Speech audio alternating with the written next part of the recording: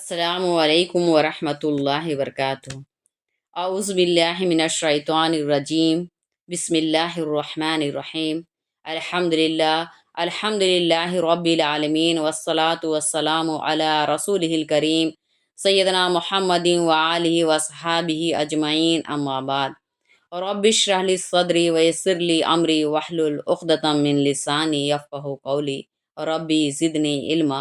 تیسرا پارہ ہے تلک الرسول یؤتی الحکمۃ من یشاء ومن یؤت الحکمۃ فقد اوتی خیرا کثیرا وما یذکر الا اولو الالباب وما انفقتم من نفقۃ او نذرتم من نذر فإن اللہ یعلم وما للظالمین من انصار ان تبدوا الصدقات فنعما ہی وَإِن تُخْفُوهَا وَتُؤْتُوهَا الْفُقَرَاءَ فَهُوَ خَيْرٌ لَكُمْ وَيُكَفِّرُ عَنْكُمْ مِنْ سَيِّئَاتِكُمْ وَاللَّهُ بِمَا تَعْمَلُونَ خَبِيرٌ لَيْسَ عَلَيْكَ هُدَاهُمْ وَلَكِنَّ اللَّهَ يَهْدِي مَن يَشَاءُ وَمَا تُنْفِقُوا مِنْ خَيْرٍ فَلِأَنفُسِكُمْ وَمَا تُنْفِقُونَ إِلَّا ابْتِغَاءَ وَجْهِ اللَّهِ وَمَا تُنْفِقُوا مِنْ خَيْرٍ يُوَفَّى إِلَيْكُمْ وَأَنْتُمْ لَا تُظْلَمُونَ۔ اللہ رب العالمین فرما رہے ہیں، اللہ جسے چاہتے ہیں دین کی سمجھ عطا کرتے ہیں، اور جس کو دین کی سمجھ دے دی گئی اسے بڑی نعمت سے نواز دیا گیا، اور عقل والے ہی نصیحت قبول کرتے ہیں۔ تم جو کچھ بھی خرچ کرتے ہو یا نظر مانتے ہو، اللہ اس سے واقف ہے، اور ظالموں کا کوئی مددگار نہ ہوگا۔ اگر تم صدقہ ظاہر کر کے دو تب بھی اچھی بات ہے، اور چھپا کر دو اور دو محتاجوں کو تو یہ تمہارے حق میں زیادہ بہتر ہے۔ نیز اللہ اس کو تمہارے کچھ گناہوں کے لیے کفارہ بھی بنا دیں گے، اور اللہ تمہارے کاموں سے باخبر ہے۔ ان کو راہ ہدایت پر لانا آپ کی ذمہ داری نہیں، لیکن اللہ ہی جسے چاہتے ہیں ہدایت دیتے ہیں۔ اور جو مال تم خرچ کرو گے وہ اپنے ہی لیے خرچ کرو گے، نیز اللہ کی خوشنودی ہی کے لیے خرچ کیا کرو۔ تم جو بھی خرچ کرتے ہو تم کو پورا پورا مل جائے گا، اور تمہارے ساتھ ظلم نہیں کیا جائے گا۔ توجہ دے تاکہ بات ذہن میں رہے۔ اس آیت میں 3 باتیں اللہ رب العالمین نے ارشاد فرمائی ہے۔ اول یہ کہ اگر دکھاوا مقصد نہ ہو تو دکھا کر بھی صدقہ کرنے میں حرج نہیں۔ دوسرے یہ کہ عام حالات میں چھپا کر دینے میں اجر زیادہ ہے۔ علماء نے لکھا ہے کہ اگر سائل خود اپنے سوال کو نہ چھپائے اور اعلانیہ دینے میں دوسروں کو ترغیب دینا مقصود ہو تو دکھا کر دینا بہتر ہے۔ اسی طرح بیت المال کو ادا کرے تو اعلانیہ دینے میں حرج نہیں، نفل صدقہ ہو یا صدقہ واجبہ ہو، لیکن افراد و اشخاص کو دے رہا ہو تو چھپا کر دینا چاہیے۔ صدقہ بعض گناہوں کے لیے کفارہ کا کام کرتے ہیں۔ یوں تو مختلف نیکیاں گناہوں کے لیے کفارہ ہوتی ہیں، لیکن صدقہ میں کفارہ ہونے کی خاص صلاحیت ہے، اس لیے روزہ، قسم، قتل اور زہار وغیرہ کے کفارات میں غلام آزاد کرانا اور محتاجوں کو کھانا کھلانا شامل ہے۔ یعنی اس کا بھرپور اجر ملے گا۔ انصار میں سے کچھ لوگ اپنے مشرک رشتہ داروں کی مدد سے گریز کرتے تھے تاکہ یہ ان کے ایمان لانے کا باعث ہو جائے۔ اس پر تنبیہ کی گئی کہ ہدایت تمہارے ہاتھ میں نہیں، تم جو کچھ بھی خرچ کرو گے خواہ مشرکین پر خرچ کرو، اگر مقصد اللہ کی خوشنودی ہے تو ضرور اس کا اجر ملے گا۔ اس سے معلوم ہوا کہ غیر مسلموں کے ساتھ بھی حسن و سلوک کرتے رہنا چاہیے۔ اس سے آخرت میں اجر و ثواب تو ہوگا ہی، دنیا میں بھی تالیف قلب ہوگی، اور ممکن ہے کہ ان کو اسلام قبول کرنے کی توفیق ہو جائے، یا کم سے کم اسلام کے بارے میں ان کے دل میں نرم گوشہ پیدا ہو جائے۔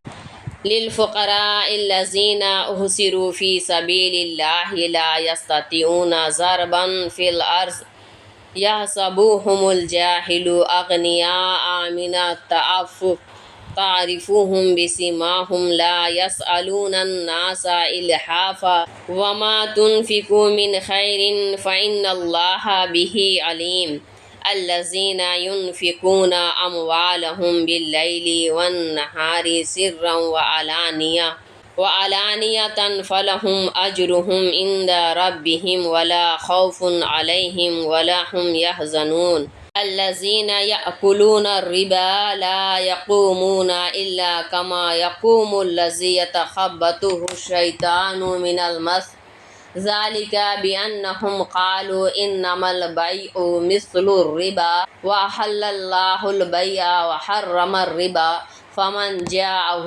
موعظة من ربه فانتهى فله ما سلف وأمره إلى الله ومن عاد فأولئك أصحاب النار هم فيها خالدون۔ رب العالمین فرما رہے ہیں اصل حق ان ضرورت مندوں کا ہے جو اللہ کے راستے میں گھرے ہوئے ہیں، وہ زمین میں چل پھر نہیں سکتے، دستے سوال نہ پھیلانے کی وجہ سے ناواقف لوگ ان کو مالدار سمجھتے ہیں۔ تم ان کو ان کے چہرے سے پہچان سکتے ہو، پھر تم جو بھی مال خرچ کرو گے اللہ اس سے واقف ہے۔ جو لوگ اپنے مال دن و رات چھپا کر بھی اور اعلانیہ بھی خرچ کرتے ہیں، ان کے لیے ان کے رب کے پاس ان کا اجر محفوظ ہے، نہ ان پر خوف طاری ہوگا اور نہ وہ غمگین ہوں گے۔ سود کھانے والے قیامت میں آصف زدہ شخص کی طرح کھڑے ہوں گے، ایسا اس لیے ہوگا کہ انہوں نے کہا تھا یقیناً تجارت بھی سود ہی کی طرح ہے، حالانکہ اللہ نے تجارت کو حلال قرار دیا ہے اور سود کو حرام۔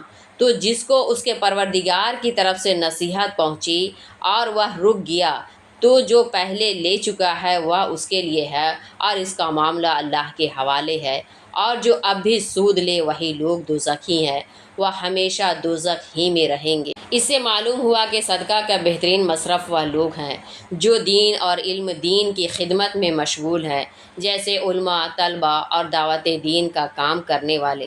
دوسرے کھلے عام مانگنے والوں کے مقابلہ ایسے لوگوں کو دینا بہتر ہے جن میں خودداری ہو اور وہ سوال کرنے سے بچتے ہوں۔ بعض روایات سے معلوم ہوتا ہے کہ یہ آیت حضرت علی، حضرت عثمان یا حضرت عبد الرحمن بن عوف رضی اللہ کے بارے میں نازل ہوئی۔ تاہم قرآن کا حکم عام ہے، کسی شخص یا چند اشخاص کے ساتھ مخصوص نہیں۔ کفر و شرک کے بعد سب سے زیادہ جس گناہ کی اسلام میں مذمت کی گئی ہے وہ سود ہی ہے۔ قرآن مجید میں سورہ بقرہ کی 4 آیات سود کی حرمت و شناعت پر آئی ہیں۔ اس کے علاوہ آل عمران اور نساء میں بھی اس کا ذکر موجود ہے۔ رسول اللہ صلی اللہ علیہ وسلم نے سود لینے والے، سود دینے، سودی لین دین کے معاملہ میں گواہ بننے والے اور سودی معاملہ کو لکھنے والے پر بھی لعنت فرمائی۔ مالی لین دین کے معاملہ میں ایک فریق کی طرف سے ایسا اضافہ جس کا دوسرے فریق کی طرف سے کوئی عوض نہ ہو ربا ہے، جس کو اردو میں سود کہتے ہیں۔ اس لیے قرض پر کسی طرح کا نفع اٹھانا سود میں داخل ہے۔ آپ صلی اللہ علیہ وسلم نے ارشاد فرمایا کل قرض جر نفعا فہو ربا۔ حضرت انس رضی اللہ سے مروی ہے کہ آپ نے فرمایا کہ مقروض اگر تم کو اپنی سواری پر سوار کرے تو یہ بھی قبول نہ کرو سوائے اس کے کہ پہلے بھی وہ تمہارے ساتھ یہ سلوک کرتا رہا ہو۔ اس لیے بینک کے انٹرسٹ، انشورنس میں ملنے والے نفع، بانڈز پر ملنے والی زیادہ رقم، آج کل رہن کے طور پر مقروض سے مکان اور کھیت حاصل کر کے اس سے فائدہ اٹھانے کا جو رواج ہے، یہ سب سود کی صورتیں ہیں۔ لغوی معنی ہے جسے شیطان چھو کر خطی بنا دے۔ اس سے یہ بھی معلوم ہوا کہ بعض اوقات انسان پر جنات کا سوار ہو جانا ممکن ہے، یہ محض واہمہ نہیں، چونکہ سود خور مال و دولت کی حرص میں خود حواس باختہ سا ہوتا ہے اور غریبوں اور مفلسوں کی کوئی فکر نہیں کرتا، اس لیے اس کو اسی کے مناسب سزا دی جائے گی جس سے وہ لوگوں کے درمیان کھلے عام پہچانے جائیں گے۔ سب سے اہم فرق تو سود اور تجارت کا یہی ہے کہ ایک کو اللہ نے حرام کیا اور دوسرے کو جائز۔ دوسرے تجارت میں نفع کی امید بھی ہوتی ہے اور نقصان کا اندیشہ بھی، لیکن سود میں نفع متعین ہوتا ہے۔ تاجر نفع و نقصان میں اللہ پر بھروسہ کرتا ہے، اس لیے تجارت کی بڑی فضیلت ہے، اور سود خور نقصان کا خطرہ قبول کرنے کو تیار نہیں ہوتا، اسی لیے سود اسی درجہ مذموم ہے۔ یعنی سود حرام ہونے سے پہلے جو سود لے چکا ہے وہ اب اس کی ملکیت ہے، اس پر کوئی پکڑ نہیں ہوگی۔ یمحق اللہ الربا ویربی الصدقات واللہ لا یحب کل کفار اثیم۔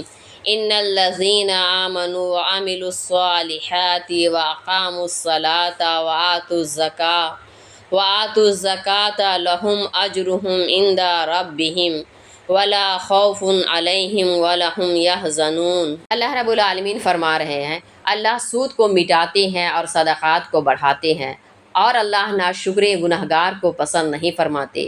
بے شک جو لوگ ایمان لائے، عمل صالح کیا، نماز قائم کی اور زکوٰۃ ادا کی، ان کے لیے ان کا اجر ان کے رب کے پاس محفوظ ہے، نہ ان کو خوف ہے اور نہ غمگین ہوں۔ توجہ دے تاکہ بات ذہن میں رہے۔ بظاہر سود سے مال بڑھتا ہے اور صدقہ سے کم ہوتا ہے، لیکن اللہ تعالیٰ صدقہ سے برکت دیتے ہیں، آفتوں سے حفاظت ہوتی ہے۔ سود خور کے یہاں بے برکتی ہوتی ہے اور طرح طرح کی آفتیں من جانب اللہ آتی ہیں، اس لیے جتنا مال بڑھتا ہے اس سے زیادہ نقصان ہوتا ہے۔ یا ایھا الذین آمنوا اتقوا اللہ وذروا ما بقی من الربا ان کنتم مؤمنین فإن لم تفعلوا فأذنوا بحرب من اللہ ورسولہ وإن تبتم فلکم رؤوس أموالکم لا تظلمون ولا تظلمون وإن كان ذو عسرة فنظرة إلى ميسرة وأن تصدقوا خير لكم إن كنتم تعلمون واتقوا يوما ترجعون فيه إلى الله ثم توفى كل نفس ما كسبت وهم لا يظلمون۔ اللہ رب العالمین فرما رہے ہیں اے ایمان والو، اگر تم واقعی مومن ہو تو اللہ سے ڈرو اور جو سود بھی باقی رہ گیا ہے اسے چھوڑ دو۔ اگر ایسا نہ کیا تو اللہ اور اس کے رسول سے جنگ کے لیے تیار ہو جاؤ۔